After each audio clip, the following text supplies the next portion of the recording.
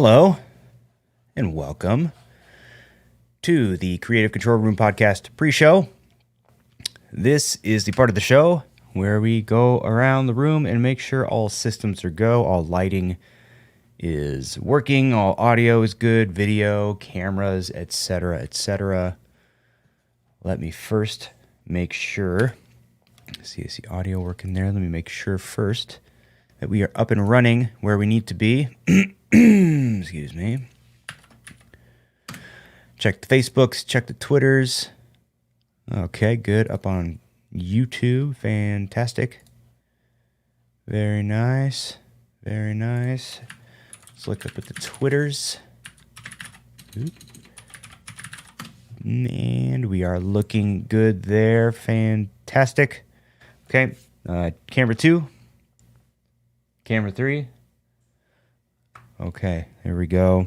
Man, what is today? Today is Sunday, August 22nd. And today, we're talking about what I did yesterday. Should be fun. Good time. And in case anyone's wondering what I'm drinking, this is a Sprite Zero mixed with cranberry juice. Don't knock it till you've tried it. If I look like I'm a little tired, it's because I am. But we're here, and we're going to do it, because that's what we do. All right. So, episode 89. Let's go ahead and do this. Hello and welcome to episode number 89 of the Creative Control Room Podcast, a show for creators, makers, and doers. And my goal is to help you make to the max. I'm your operator, Ryan Hafey, and in this episode, I'm going to talk about my fight night photography workflow. Let's talk about it and roll that official, unofficial intro. Here we go.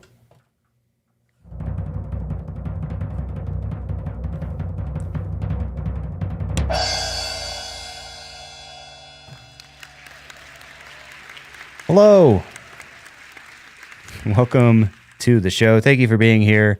This is the Creative Control Room Podcast. If you are new to the show, my name is Ryan Hafey. I am your operator here in this, my Creative Control Room, and this is where I talk about all things creativity. Talk about photography, video creation, podcasting, live streaming, FPV, excuse me, and all things in between. Robert in the chat already sounds good. Needs a splash of vodka. Yeah, that would probably taste quite dandy in this. This is a cranberry and Sprite mixed together. Sprite Zero. Anywho, so yeah, that's what I do here, and I talk about just the various projects that I happen to be working on as well. I flipped the screen. Oh, that's right, I did. Hold on, good catch, Robert. I forgot to change that back. I did not catch that in the pre-show. Hold on, I got to go into my properties here. Wait, no, it's not there, right there. Boom. Transform. There is a setting in OBS. Where is it? There we go. There's a setting in, I thought it looked strange. I'm like, why does that look a little different? For whatever reason, by the way, the reason it was flipped is sometimes I get on Google Meet and have meetings through that, and Google Meet automatically flips it. So if I want people, like if I do something like this, want to show people my computer screen, everything's flipped. I don't know why it does that on that and not on others like Zoom, but whatever. Fixed now. But yeah, you can do all sorts of things, flip and, horizontally and vertically and all that kind of stuff. So thanks for pointing that out, Robert. Anyway, back to what I was saying. If that's something you're interested in, feel free to hit that subscribe button wherever you happen to be watching or listening, and follow me on social media. At Ryan Hafey on Instagram and Twitter, and feel free to drop by and, drop me a line. So, my son just sent me a text. Sure. Okay, cool. So today, we're just going to get right into the main topic because all I've been doing all week is what I'm about to talk about, or related to what I'm about to talk about. So, for any boxing fans out there, you know that last night was there's a big fight on pay-per-view, Manny Pacquiao versus Yordenis Ugas. So And that was my focus all week. So by day I work in boxing, and I work on a digital team that is tasked with, marketing these fights and getting people to tune in. So I was working on that all week, and I was fortunate enough to be able to shoot the fights ringside last night. So I thought it would be fitting to talk about. I wanted to recap the night and talk a little bit about how fight nights work, because I've been working in boxing for 7 years now, 7 years this month actually, and for me it's just kind of normal now. But I remember being very intrigued by it in the beginning, and I don't know if the average Joe kind of understands how fight nights really work, at least from my perspective. So I figured I would kind of dispel that a little bit, and then most specifically, I want to talk more about my fight night photography workflow. So I'm not always shooting ringside at every single fight. I do mostly whenever I attend fights. But my job each time I go to a fight is to shoot all the fights, or at least the ones that really matter, and then process those photos and get them uploaded and out by the end of the night to media. So, I'm taking anywhere from, I don't know, 300 to 1,000 photos per fight. Depends on obviously how long the fights last, how many rounds they're supposed to be. Sometimes fights can be as little as 4 rounds if it's for, kind of newcomers or, new professionals, all the way up to 12 rounds for the championship fights. Robert says, congratulations on 7 years. Thank you very much, sir. Appreciate that. So I wanted to kind of talk about that. How do I go about taking all of those photos, up to 1,000 photos a fight? Some people shoot even more than that, and then condensing that down into an acceptable, all right, see you, Robert, acceptable amount of photos that I can send out to media. So before we get into that, let's talk about how a fight night works, what the kind of the general layout is. So if you've ever watched boxing on TV, you probably recall seeing 3, maybe 4 fights on the televised broadcast, and that's pretty typical for a usual fight broadcast. But what you don't really see is that there could be anywhere from, I don't know, a typical fight card is usually 8 to 15 fights or so. It all really depends on who's promoting the fight. A lot of different factors, and I don't do any matchmaking, so I'm not privy to what determines how many fights go on a card. But a typical fight card will be kind of in that range, 8 to 15 fights. Many of them won't be shown on TV. Again, a lot of these guys will be, they may have just turned pro, or they're kind of on their way up, or they may be more seasoned fighters who are taking kind of a tune-up fight with maybe a lesser opponent, and those don't get put on broadcast, whatever it may be. But there's a lot more that happens on those fight cards than typically what you see on TV. And we're boxing in general, whether it's PBC or Top Rank on ESPN or DAZN or wherever you watch, they're getting better at showing some of the undercard action and really prioritizing that as well, or not necessarily prioritizing, but at least kind of featuring it to kind of feature some of these maybe lesser seen guys.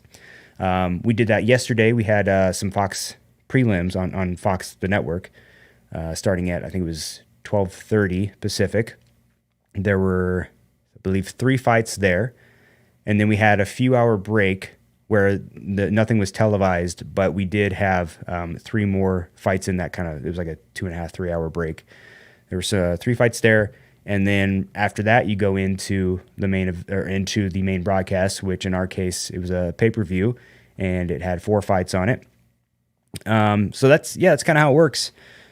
And it's just like a beehive of activity at all of these fights. There's so many people there. You would be surprised at the amount of personnel and just coordinators and people it requires to do everything. You obviously got production teams, not just, like for example, if we have a broadcast on Fox, you don't just have the Fox broadcast team, you have Fox Deportes, you might have international broadcasters coming in and reporting live from there.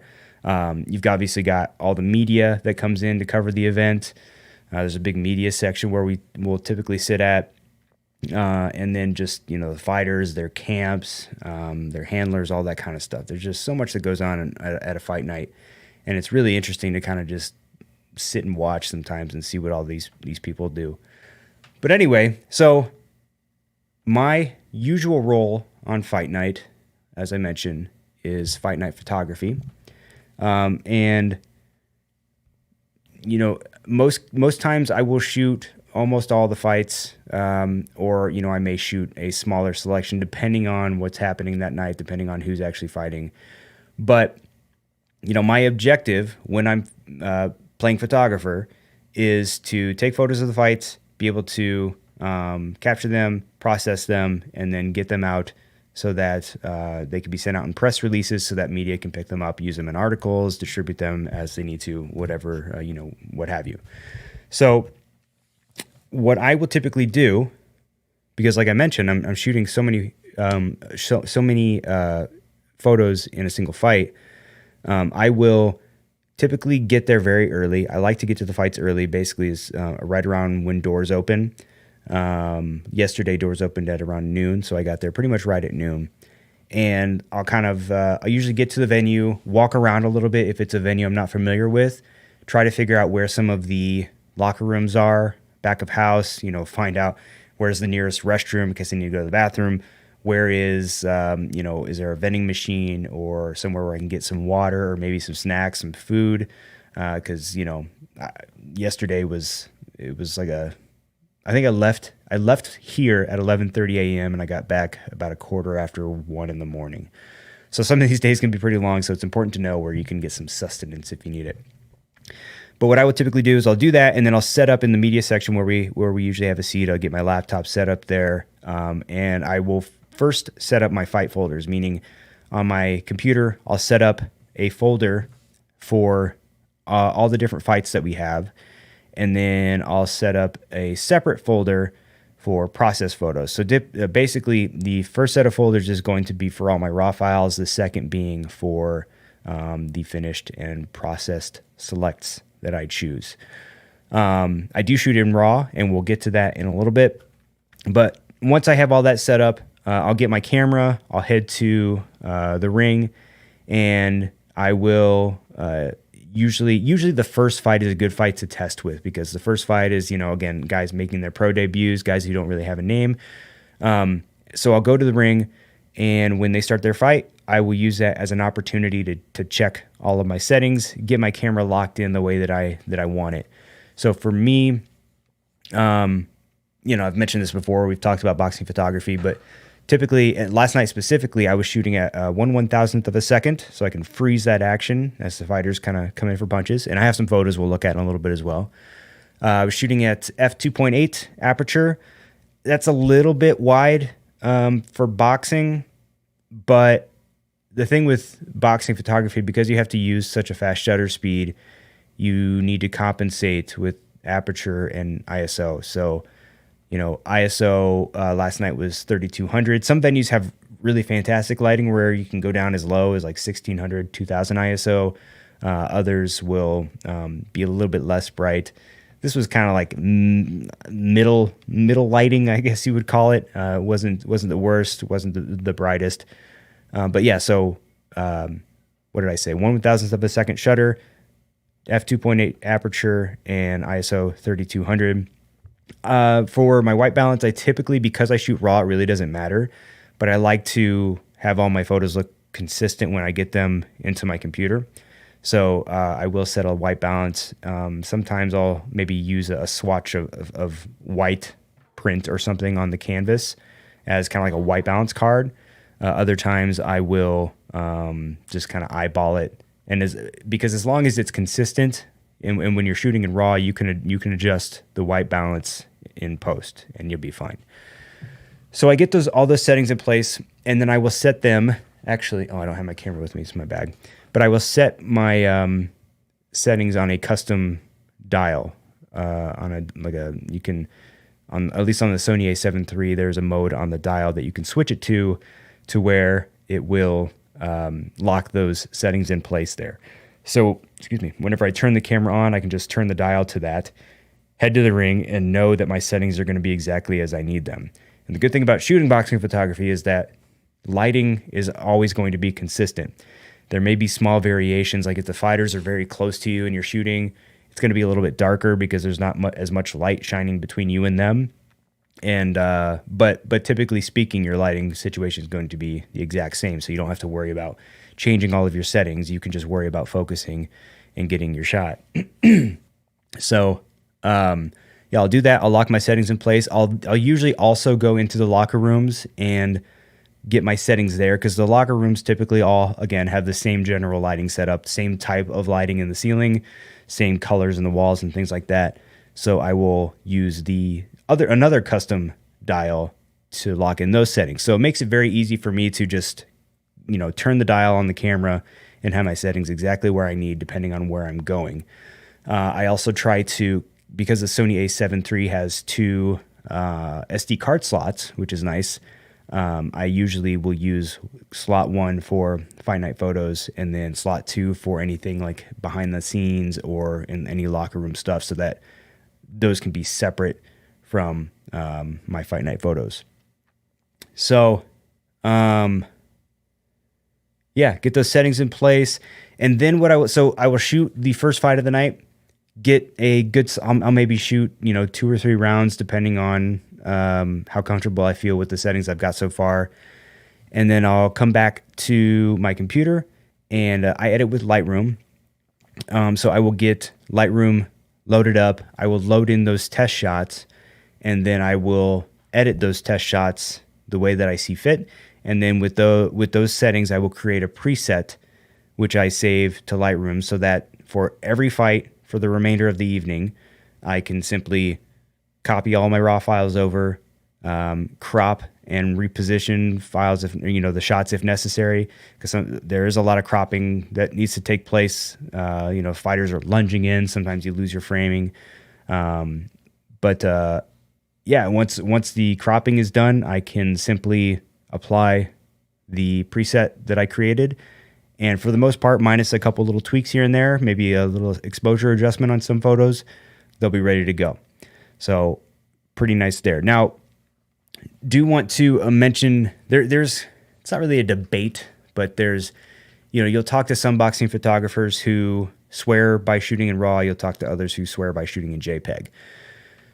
There are a lot of photographers who on fight night will shoot in JPEG versus shooting in RAW. Reason being,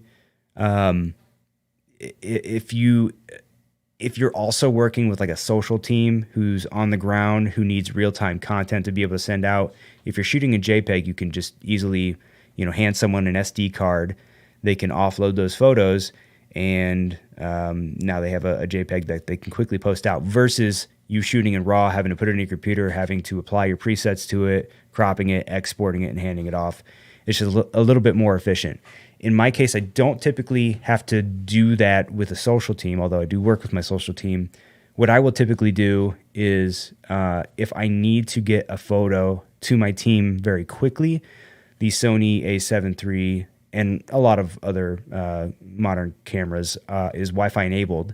So I can use a or an app on my phone and connect it to my phone or to my camera and transfer any photos off. They're lower resolution, which is fine. Like if you need a quick piece for social media, for Instagram or something like that, it's okay. I wouldn't use that file that transfers from the camera for any like high res, if I need a high res photo or anything like that. But that's why I shoot in RAW, because typically speaking, obviously you retain all that information. You have a lot more control of how the photos are going to look at the end. But also B2, a lot of the reason that we shoot photos is not just for fight night content and not just for press releases, but also for future marketing assets. So, if a fighter that fought on Saturday is going to be fighting on a future card, we now have some fight night photos that we can fall back on and look at. And sometimes, the JPEGs, the final process JPEGs will work. Other times we need the raw files so that we can maybe change, the look and aesthetic of some of those shots. So I like to shoot in RAW, so we have those as a backup, and we can have some more flexibility with editing those photos. Speaking of the photos, before we go any further, let's jump in a little bit and take a look at some of my shots from last night, shall we? Okay, so let's open this up here and go to screen. So this is one of the, or actually this was the first fight on the pay-per-view, Carlos Castro versus Oscar Escandon. This was one of the non-televised undercard fights. This was the co-main event. Victor Ortiz, also an actor in Hollywood. He's been in, I think, The Expendables, it was. And Robert Guerrero. Another shot for Robert Guerrero with his swollen eye. He ended up winning, by the way. Some sweat flying and stuff like that. Very nice. I like this shot just because there's sweat everywhere. You can see all the way over here. The sweat sprays are the best. And the best time, by the way, to shoot, oh boy, here go the dogs. The best time to like really make sure that you're getting the shot in rounds is after a few rounds and in the beginning of a round, because when fighters go to the ring, they will they'll pour water on their head and stuff like that, and they'll have all the sweat that kind of collects in the corner, sweat and water. So when they come out, their hair is freshly wet. So if they get hit, just water splashes everywhere, and it kind of makes this really cool spray effect. So I like that shot. Mark Magsayo and Julio Ceja. This guy here, Mark Magsayo, had the knockout of the night. It was, man, like Ceja was out for a couple minutes. He was very dazed, but great fight. There he is celebrating after his win there. A little bit more celebration. Very cool. Now we get into the Pacquiao photo. So this was the kind of opening walkway leading into the arena. Manny Pacquiao sitting there with the film crew waiting to make his approach to the ring. And now we get into these fight photos. So in case you didn't see the fight, I hope I'm not, this is a spoiler alert in case you want to watch it again. But Yordenis Ugas won the fight. He did a fantastic job. I can talk a little bit more about that after the photos here. But here they are squaring off, and a little bit of sweat spray there. Pac-Man going in. Yordenis Ugas with the long jab. Let's see. This is probably the best connection shot of the night. Just right there on the cheek of Mr. Pacquiao, the fighting senator. Pacquiao gets through there. I always like these shots too. When you can get down real low and the fighters are right next to you, I like going super wide and just kind of capturing the full body action. And then this was after the fight, Pacquiao in celebration, and then Mr. Yordenis Ugas winning the fight. So real quick, just to talk about the fight in general. So Manny Pacquiao fought Keith Thurman back in July 2019. That was his fight previous to this, and he won the fight by split decision, knocked Thurman down. Thurman's a very game fighter. Pacquiao knocked him down in the first round, and went on to, he slowed down a little bit in the later rounds, but ended up winning the fight by split decision. So there was, and he was 40 at the time. He was 42 going into this fight.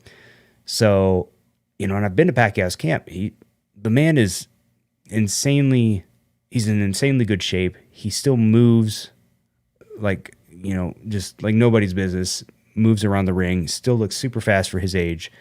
So, there was a lot of hope for him. Now, he was originally supposed to fight Errol Spence Jr., who had to withdraw from the fight due to an eye injury, which that was kind of the fight that people were hoping for and expecting. And I think people lost a little bit of interest when they found out Yordenis Ugas was stepping in, and I think it's only because not as many people knew who Yordenis Ugas was. He was a champion, and there was some kind of interesting information, it was an interesting scenario with the titles, it's a subject for another show. But long story short, I think people just didn't know who, a lot of like casual fans didn't know who Ugas was, and therefore maybe wrote him off a little bit, not knowing that, I mean, this guy kind of came out of nowhere and sort of made a name for himself as someone who would take fights on late notice and win. and he did that in this fight. He was training. He was supposed to fight another fighter on the undercard, but when Errol Spence dropped out and had to withdraw because of the injury, he was also informed that the opponent that he was supposed to fight either got sick or was injured, and as a result, he was then put in the main event to fight Manny Pacquiao and ended up winning. So he fought a great fight. His defense was on point. Power punches looked great. Really effective countering, and Manny just couldn't handle it. So, but all respect to both guys, and you can't really knock Manny Pacquiao going into the ring like that at 42 years old. He's a living legend, always will be, and who knows? Maybe he'll go back to the Philippines and run for president now. But anyway, so that was kind of a just quick breakdown of the fight. So, yeah, so those are some of the shots from the night. What I do, so the way it works for me, after I shoot a fight, no, let's go back. So while I'm shooting a fight, what I will do is between rounds, after every single round, the bell goes, I'm looking down at my camera and I'm scrubbing through the photos that I took over the course of the round. And if I find one that I like, I press a button that I've assigned as a rate button on my camera. Just give it a 1-star rating, and then I'll continue to move through until I've gone through all the photos of the round. After I've done that, I just take a quick photo of the ground, or of the canvas or something that's a little indicator that will separate the shots from this round from the shots in the round coming up. So that when I go through after the next round and need to look through my shots, I know when to stop and, stop rating photos. So rating photos, for me, what that does is it allows me to very quickly sort and filter the selects once I'm done shooting a fight. So shoot around, rate until the fight's over. Once the fight is done, I will wait for the ref to raise the winner's arm in victory, get a photo of that, rate that, run back to my computer, take out the SD card, plug it into the computer, drop it into one of those folders I mentioned earlier, that one of the Fight Night folders, all the raw files. Once that's done, I will import those. On Mac, it's super easy. You can just kind of click and drag a folder into Lightroom. And I will go through. Now, typically, a little pro tip that I've kind of noticed, especially if you're on a computer that's a little bit slower and you use Lightroom. I used to work on a previous machine, a Mac machine that was a little bit slower, and I noticed that it would take forever just to crop images. It would kind of freeze. It would lag, and Lightroom's known to do that anyway. But I was experiencing this a lot. So what I would suggest is cropping all your photos first before you apply any of your color grades, because it's the color grades I think that really bogs it down. Anyway, so yeah, once I've got all my photos imported, I can sort all them in Lightroom by rating. And what that will do is, if I took 800 photos of a fight, it'll condense them down to the, 60, 70, 80 photos that I selected as keepers during the fight. So already I've drastically reduced the number of photos that I have to go through by simply just taking the time between rounds to look through the shots and select the ones that I like. I will look through them quickly to make sure that all of them are in focus and that I want to keep all of them. Sometimes I do, sometimes I don't keep them. The ones that I don't keep, I just turn off the rating. And then, like I said, I'll go through and do my crops, and then I'll apply my color grade, do a quick export into a separate processed folder, and there you go. Now the photos are out. We have a photo asset management system website that we use to manage all of our photos. So as long as I've got a little bit of time between fights, I can just, I can have photos uploaded and done by the end of the night. When the main televised portion begins, it can make that a little bit more challenging because they try to move things along pretty quickly for TV, obviously. But yeah, that's how I do it. So that's really the trick, though, is finding ways to be able to kind of reduce the work that you have to do in the end by, by rating and setting up all your presets and things like that. Like, for example, if I had to take photos and then sort or, import all of them and then go through them on my computer and rate them in one big lump, it would just be a bunch of wasted time. Now, there is a delicate balance to that, though, because when you're shooting, if you're taking time between rounds to rate all your photos, then you're missing something that could potentially be happening between the rounds. For example, if a fighter is in the corner and their coach is yelling at them, tell them to pick it up, you might want to capture something like that. Or there was a fight I was at recently where the fighter was having a rough go in the fight, not doing so hot, and went back to the corner, and I'm rating photos. I'm in the process of, looking down at my camera, rating photos, and then I hear someone say from somewhere, "Oh, is he throwing up? He's throwing up." And I look up to see this fighter hunched over with a stream of red blood coming from his mouth into a bucket. And not that I necessarily would have wanted to take a photo of that, but you kind of get the idea. Like, sometimes things can happen. Sometimes, fighters will get big cuts. They'll go into the corner and, they'll have a ref come over, or a doctor. Well, the ref will come over, might call in a doctor to look at the cut. And sometimes those can be good storytelling pieces, storytelling photos to be able to capture that kind of stuff. So you always kind of have to be aware of what's going on when you're shooting. But it's just a really delicate balance, and it's very fast paced, and it's a lot of fun because you kind of just get lost in it. But, but that's kind of how I do it. So for each fight, I would say that I usually get anywhere from, 20 to 60 or 70 photos, like keepers per fight. For Pacquiao, Ugas, I think I probably uploaded closer to 80. Like, if it's a real big fight and it's something we definitely want to make sure that we're documenting comprehensively, I'll shoot more and I'll keep more photos, because there's also instances like the fight art, for example, for Pacquiao Ugas had action shots on it. And let's see if I have a photo here that kind of exemplifies this. Basically, the two photos in the fight art were them kind of lunging out. But in order to have that, you need to sort of have two photos of those fighters uninterrupted, with nothing in front of them, kind of throwing their punches. So like a shot like this wouldn't work for that unless you're really good at photoshopping arms in. But imagine if Manny wasn't there, this would be kind of a cool shot to use on a piece of creative or something like that, if you cut it out and kind of feature him punching. But you just kind of have to be on the lookout for that, and you kind of have to make sure that you're looking for that when you're shooting, because a lot of people will just try to, shoot when they see action. But if you're thinking of, future marketing opportunities and things like that, you have to be looking for other types of shots. You can't just focus on, getting that connection. But yeah, that's the fight night process. This promotion was it was a doozy, and it was a lot of work. I'm glad that it's done, but I'm glad that I was able to be a part of it.